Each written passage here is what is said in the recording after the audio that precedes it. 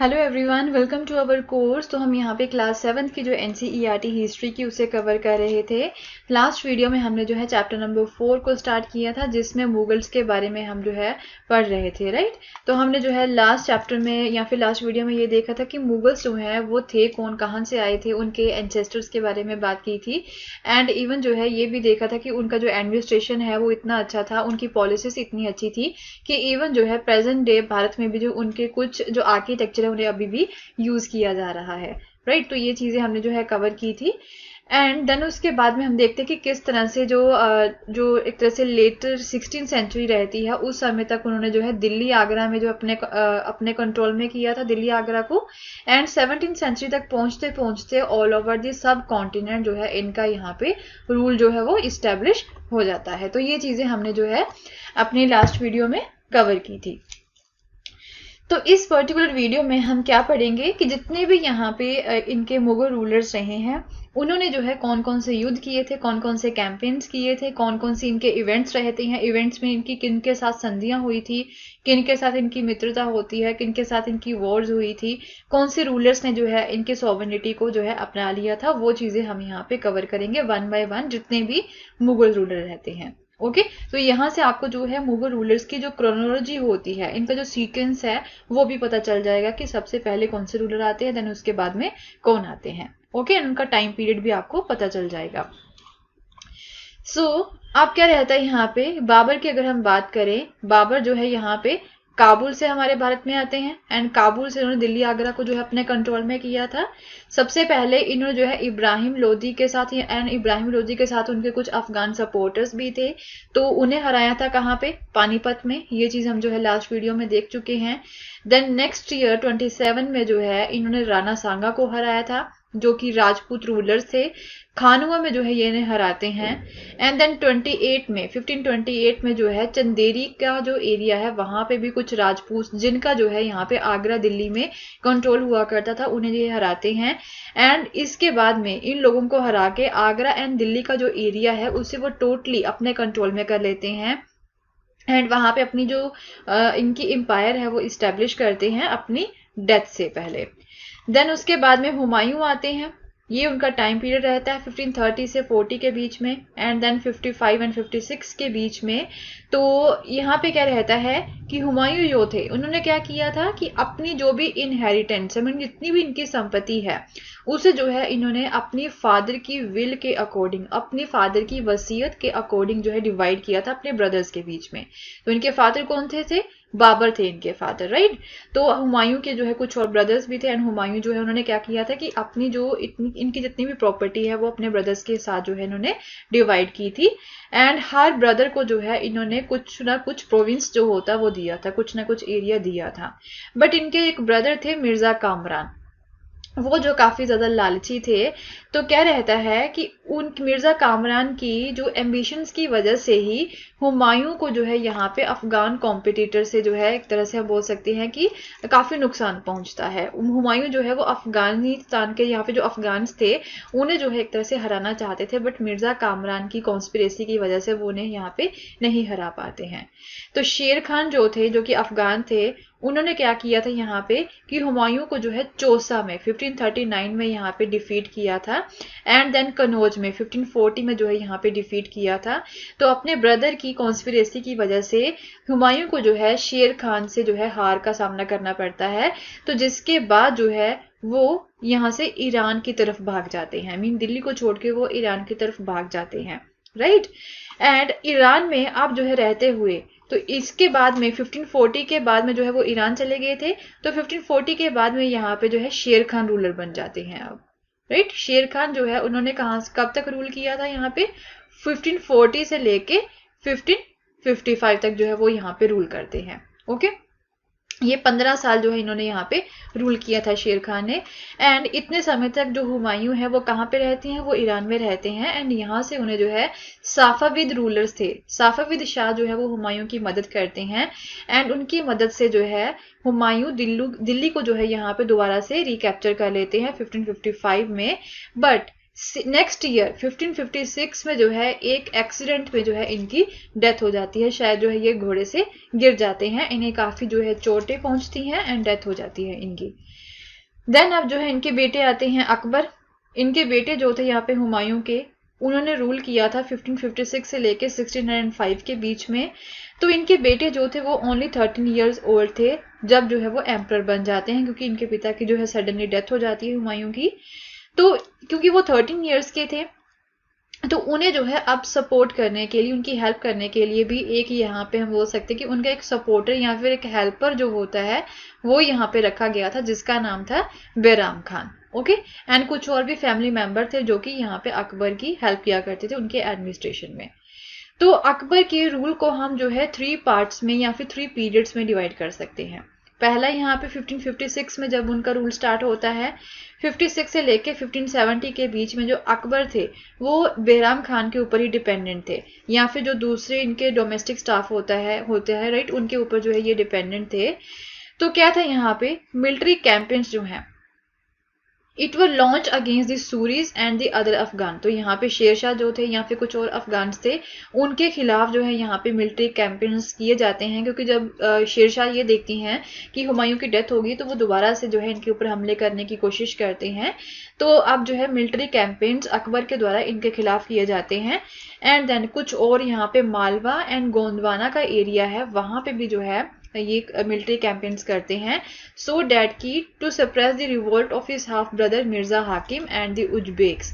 तो मिर्जा हाकिम जो है इनके सुतेले ब्रदर थे, तो वो भी जो है इनके एम्पायर को हड़पना चाहते थे, तो उनको भी जो है उनके ऊपर भी जो है ये हमले कर रहे थे, उनके खिलाफ जो इन्होंने कैंपेन किए थे मालवा एंड गोंडवाना एरिया में। ओके, एंड देन 1568 में सिसोदिया कैपिटल जो थी यहाँ पे चित्तौड़ में राजस्थान में, उसे जो है सीज किया गया था। देन 1569 में जो है रणथंबोर एरिया जो है राजस्थान में, उसे भी जो है ये अपने कंट्रोल में कर लेते हैं। तो अकबर ने जो है ये सारे एरियाज अपने कंट्रोल में किए थे 1569 तक। देन 1570 से लेके 1585 के बीच में क्या रहता है कि गुजरात में, अब गुजरात की तरफ ये चले जाते हैं, तो वहां पे मिलिट्री कैंपेन्स ये करते हैं। एंड देन ईस्ट में बिहार एंड बंगाल हो गया, उड़ीसा एरिया हो गया, तो वहां पे ये कैंपेन करते हैं। एंड क्या था यहाँ पे कि मिर्जा हाकिम जो कि इनके सौतेले ब्रदर थे, उन्होंने जो है काफी ज्यादा जो है प्रॉब्लम्स पहुंचाई थी अकबर को, राइट। जो है क्या रहता है कि दीज कैंपेन्स जो थे it were complicated by the 1579 से लेके 1580 के बीच में, क्योंकि यहाँ पे मिर्जा हाकिम भी जो है रिवोल्ट कर देते हैं।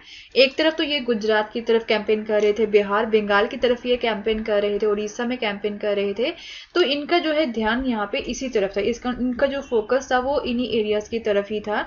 बट बीच में यहाँ पे मिर्जा हाकिम भी जो है रिवोल्ट कर देते हैं, विद्रोह कर देते हैं, तो उन्हें जो है मिर्जा हाकिम के ऊपर भी नजर रखनी पड़ती है। देन 1585 से लेके 1605 के बीच में अकबर की एम्पायर का एक्सपेंशन होता है। यहाँ पे जो नॉर्थ वेस्ट एरिया है राइट हमारे भारत का, वहां पे कैंपेन्स होते हैं। तो यहाँ से जो कंधार एरिया है हमारे भारत के बाहर का जो एरिया कंधार, उसे सीज किया जाता है सफाविद से। देन कश्मीर एरिया को अनेक्स किया जाता है, काबुल को। ओके, जब यहाँ पे मिर्जा हाकिम की डेथ हो जाती है तो काबुल एरिया टोटली जो है अपने कंट्रोल में ये कर लेते हैं। देन डेक्कन में राइट, अब जो है ये मिडिल इंडिया जो है, यहाँ पे जो सेंट्रल इंडिया वहां तक पहुंच गई है। डेक्कन एरिया के ऊपर भी जो है कैंपेन स्टार्ट किए जाते हैं। बेरार, खानदेश, इस एरिया को कंट्रोल में किया जाता है। एंड अहमदनगर जो है उसके भी कुछ पार्ट्स को ये कंट्रोल में कर लेते हैं। तो अकबर जो है अब दिल्ली के, आगरा के बाहर का जो एरियाज हैं वहां तक भी ये पहुंच चुके हैं। ईस्ट की तरफ भी ये जा चुके हैं, गुजरात में पहुंच चुके हैं, डेक्कन एरिया में पहुंच चुके हैं। एंड नॉर्थ वेस्ट एरिया जो है वहां पे भी ये पहुंच चुके हैं, कश्मीर को भी ये अपने कंट्रोल में कर चुके हैं। तो अब जो अकबर के जो लास्ट ईयर्स थे उनकी लाइफ के, उस समय में यहाँ पे उनके जो प्रिंस सलीम थे, जिनका जो है बाद में जहांगीर नाम जो है वो रखा गया था, वो फ्यूचर एम्परर बनते हैं जहांगीर, तो उनका जो नाम प्रिंस सलीम भी था। तो वो भी यहाँ पे जो है रिबेलियन करते हैं, वो अपने पिता के खिलाफ ही जो है यहाँ पे खड़े हो जाते हैं। तो उनके पिता कौन थे, यहाँ पे अकबर थे, राइट। तो वो यहाँ पे देखने पड़ते हैं, अकबर को अपने बेटे का ही रिबेलियन जो है वो देखना पड़ता है। देन जहांगीर आते हैं, 1605 से लेके 1627 तक इनका टाइम पीरियड रहता है। तो मिलिट्री कैंपेस जो अकबर ने यहाँ पे स्टार्ट किए थे वो कंटिन्यू रहते हैं। तो अब जो है वो क्या करते हैं, मेवाड़ में पहुंचते हैं राजस्थान में। तो वहां पे सिसोदिया रूलर को देन अमर सिंह जो थे उनका नाम, सिसोदिया रूलर जो थे मेवाड़ के, उनका नाम अमर सिंह था। तो वो क्या करते हैं, वो मुगल सर्विस को एक्सेप्ट कर लेते हैं without any fight.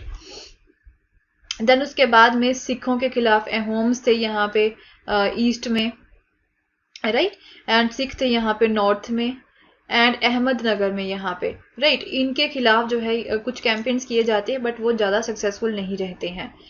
Then Prince Khurram जो थे, प्रिंस खुरम जो है, जो कि फ्यूचर एम्पर शाहजहां के नाम से जाने गए थे, वो भी जो है इनके जहांगीर के लास्ट ईयर्स में जो है वो विद्रोह कर देते अपने पिता के खिलाफ ही।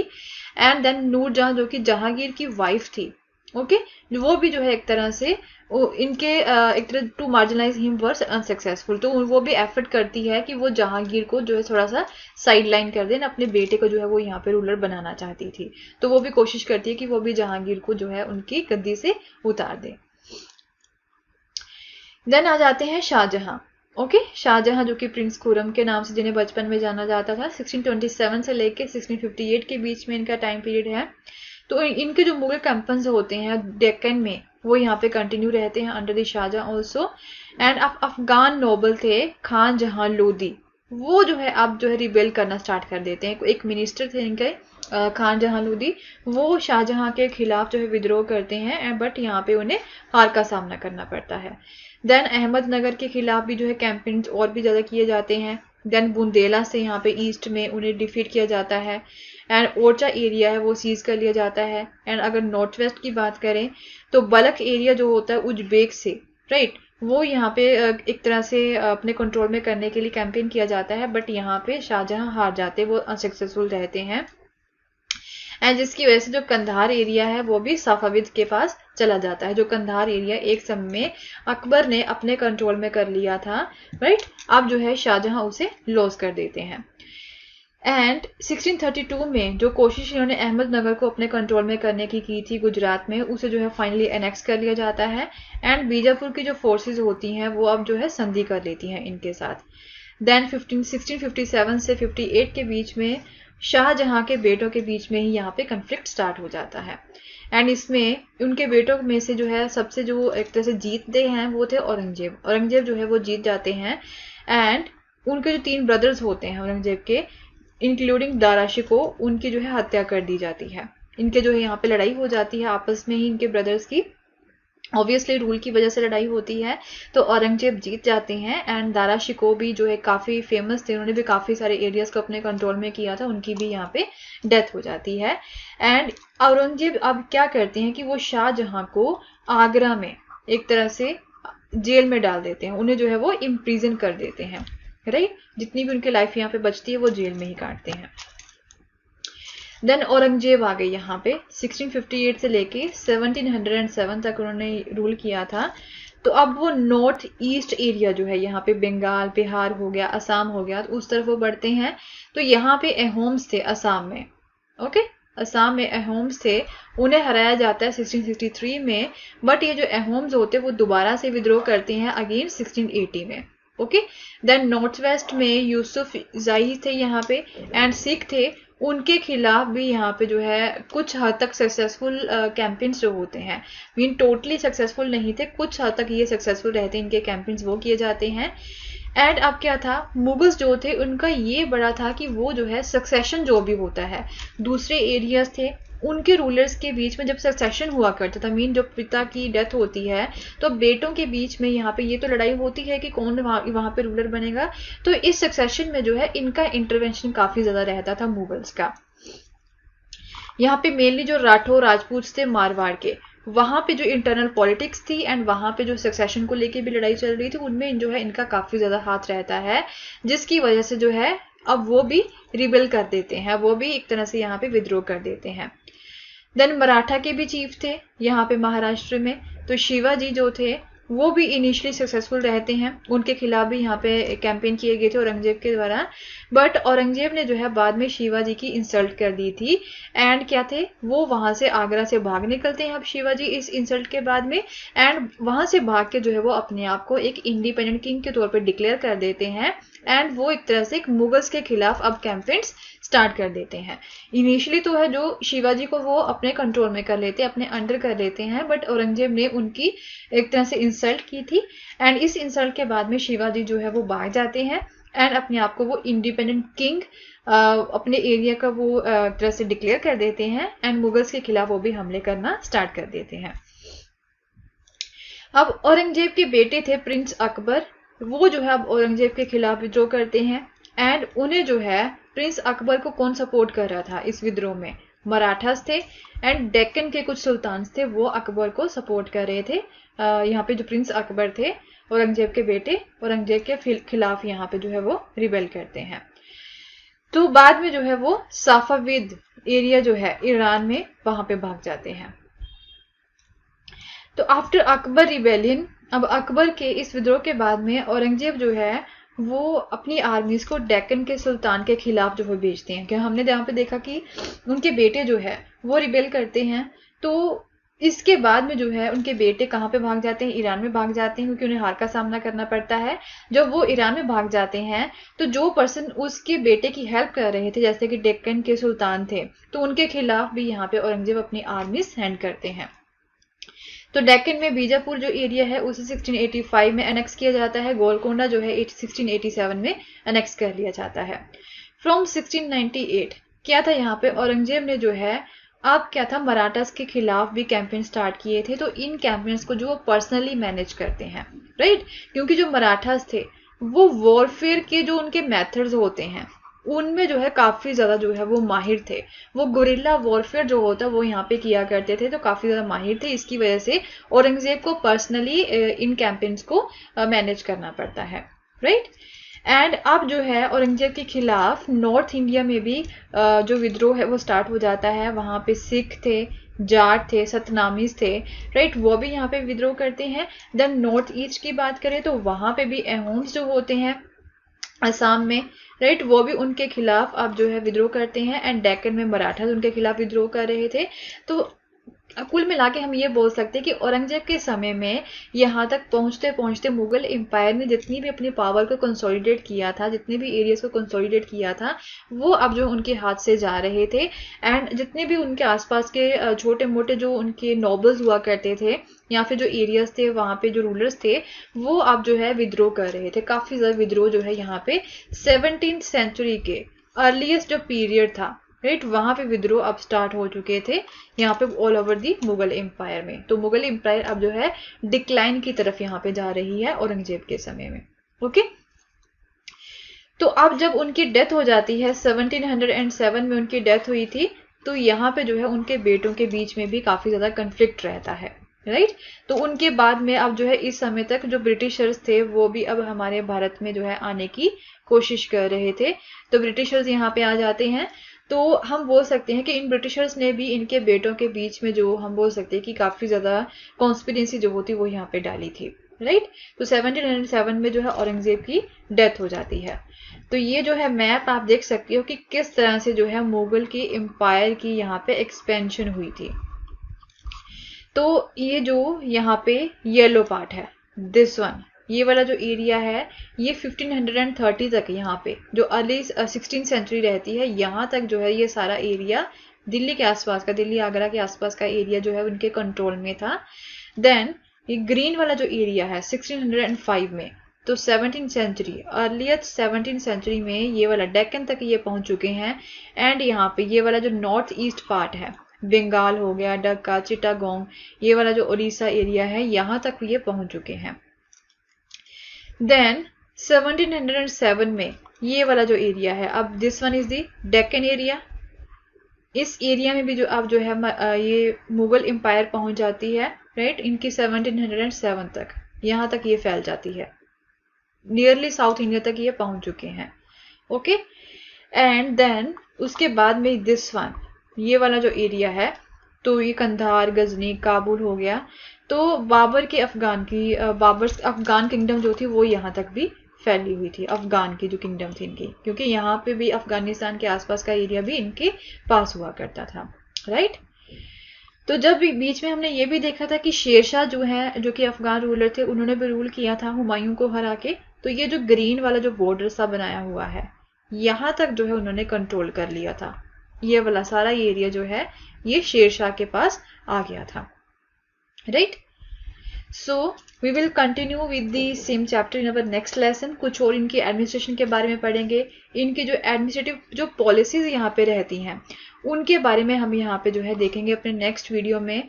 तो वो काफ़ी ज़्यादा इंपॉर्टेंट है, उसमें से जो है काफ़ी ज़्यादा क्वेश्चन जो है वो एग्जाम्स में पूछे जाते हैं। So that is the most important video from the exam point of view, right.